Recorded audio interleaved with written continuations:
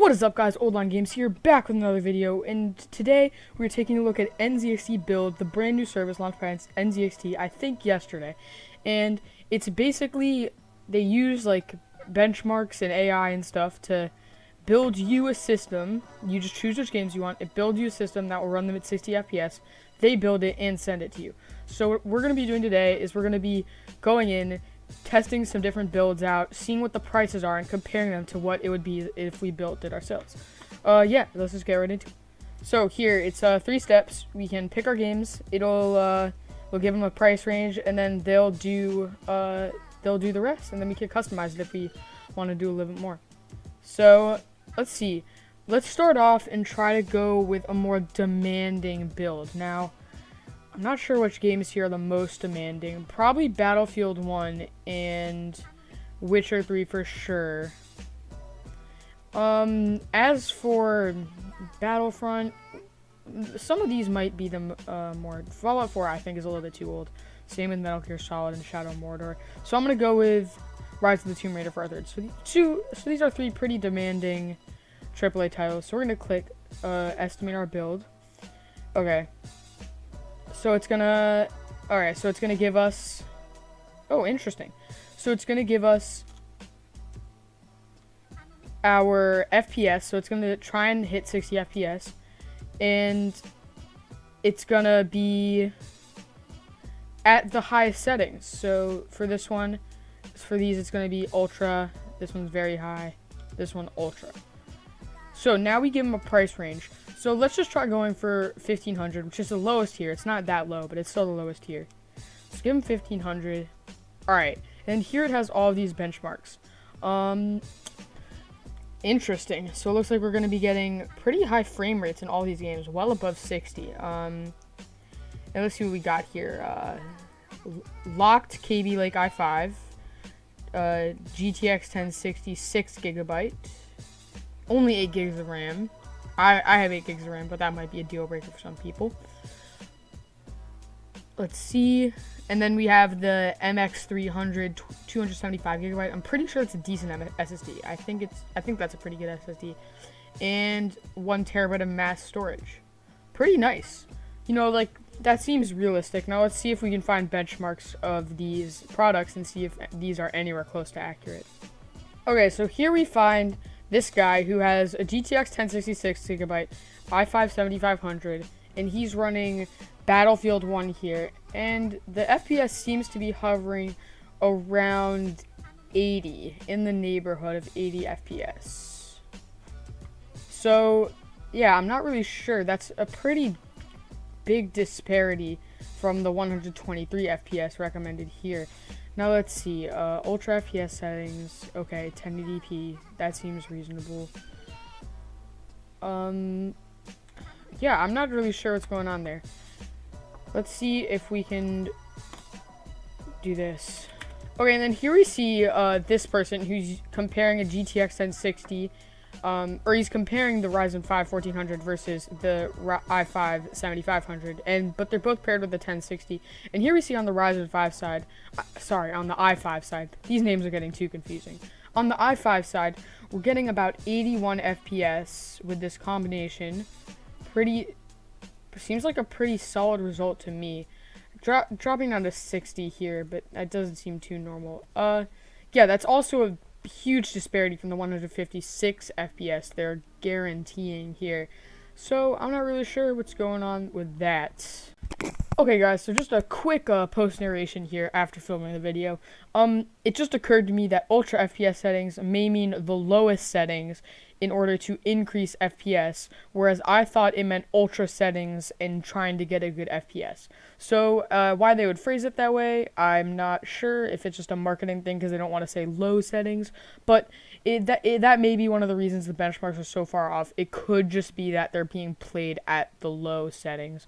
Yeah, that's just all I wanted to say. I'm not 100% sure though, it's just a thought occurred to me that might be the case. Now back to the video. And I'm not sure if I can find a Rise of the Tomb Raider one. Oh, no, they have it in here too.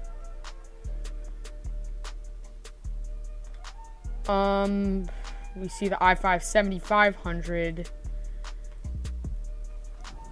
getting a lot of FPS here. I was at 160 at one point, and just see it go down to 108 there, but still, yeah, so that's a much higher than what's here. So it seems like it's going to overperform the recommended here and way underperform Witcher 3, and then pretty substantially underperform in Battlefield 1, but not as bad.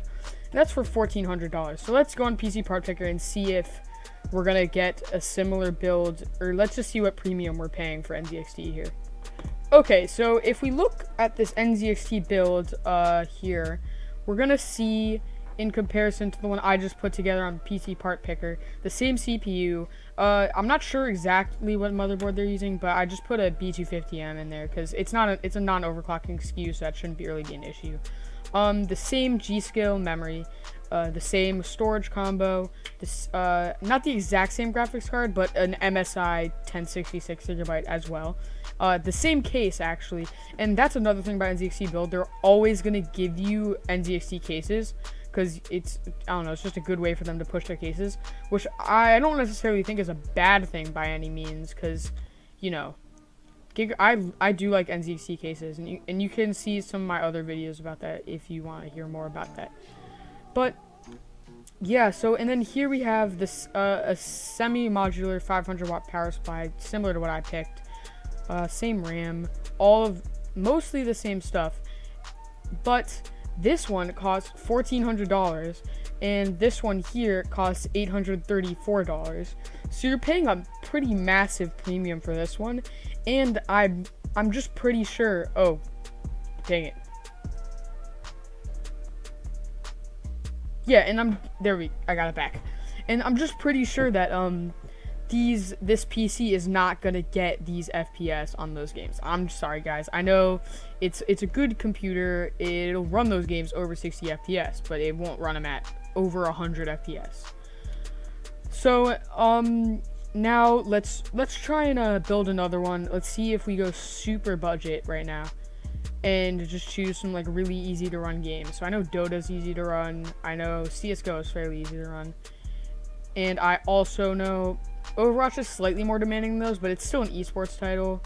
Or yeah, I'll just put League of Legends. Say you just like playing MOBAs and CS:GO. Alright, now let's estimate our price range. There's no way we're gonna need $1,500 to play these games. I can tell you that right now, guys. Okay, let's see. Okay, so we get the exact same thing right here, which is kind of alarming. Now, these FPS do look more like something we would get, but that also just makes me question, how are we getting the same FPS on like League of Legends with this computer as we are like with, I don't know, I think The Witcher was the one with a high FPS on the last one. It's kind of weird. Alright, but here we have the option to lower price, so we can I'm just kind of gonna spam this and see how low we can get it and see if it will actually make any difference.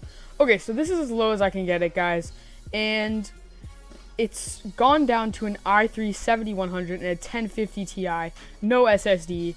And I'm pretty sure this is absolutely not worth it at this point for this performance, because, I mean, you're getting an i3, so you're not even getting a quad core. You are getting 4 threads, I'll give them that, but you're not even getting a quad core. You have the 1050 Ti, you're not even getting a 1063GB.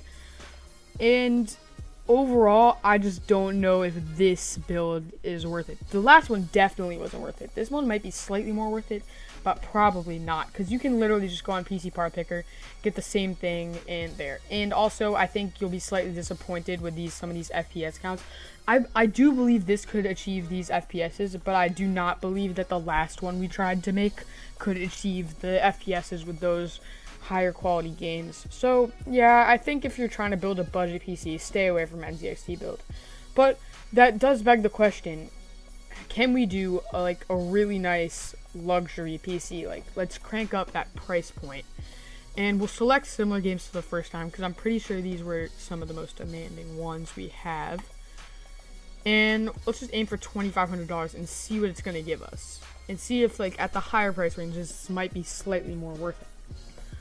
Okay, interesting. So these FPSs do seem a little bit more accurate to me, because these are all in 1080p, and the GTX 1080 will just absolutely destroy in this price range. So this seems kind of more worth it to me, and I'm just kind of see if I can tune the build in PC Part Picker to be like this, and see what's gonna happen.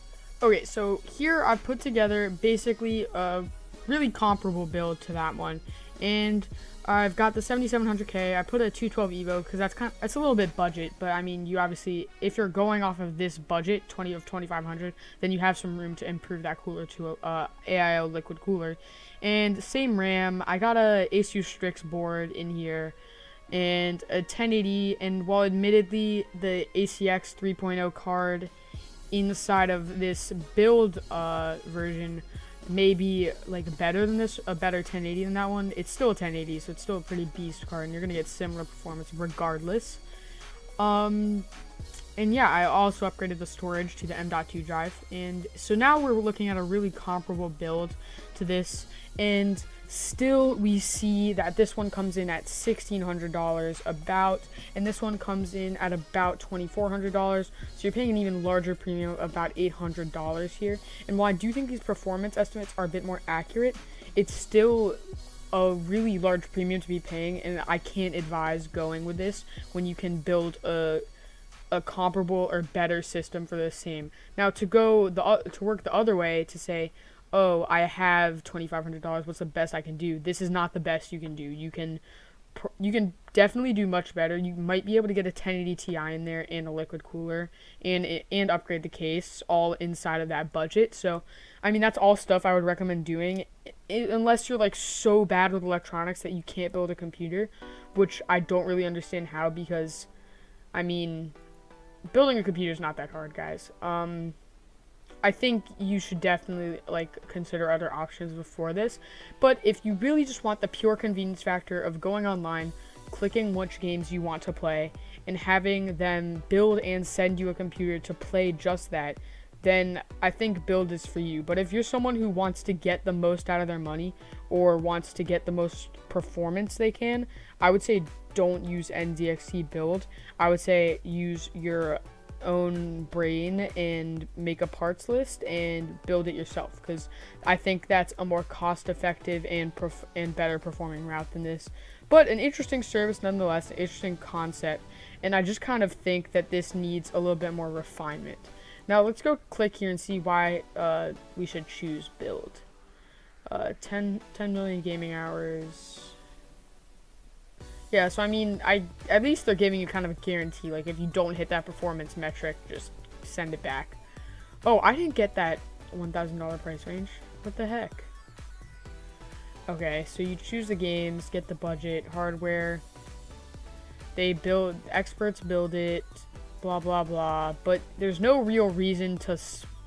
I don't think there's any real reason to spend more money here. It's a cool service nonetheless, and I urge you guys to come and play with it on their website, because it is kind of fun choosing all these games and seeing what it'll build for you. But if you're gonna actually use this, guys, I would advise against it, and because you can just get so much better performance and price to performance by going the build it yourself route, or considering a different all-in-one brand. I think this custom built thing is really a pretty massive premium, but you guys decide for yourselves. Are you guys going to use NZXT build? Do you like what it's doing? Do you not like what it's doing?